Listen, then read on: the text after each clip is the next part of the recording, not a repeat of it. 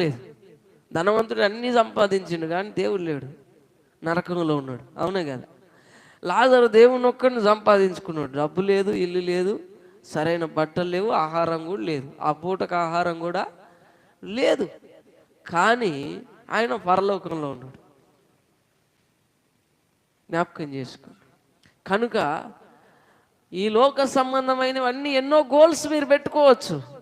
ముందుగా దేవుని పట్ల మీ ఉద్దేశం ఏంటో, దేవుని పట్ల మీ ప్రణాళిక ఏంటి, మీరు దేవుని చిత్తం చేస్తున్నారా, మీరు ఈ సంవత్సరం ఎలాగ దేవునికి దగ్గరగా జీవించాలనుకుంటున్నారు, ఎలాగ భక్తి చేయాలనుకుంటున్నారు, ఎలాగ ప్రార్థన చేయాలనుకుంటున్నారు, ఎలాగ దేవుల్లో ముందుకు వెళ్ళాలనుకుంటున్నారు, దాని పట్ల మీరు గురి కలిగి ఉండండి, దాని పట్ల ఆలోచన కలిగి ఉండండి.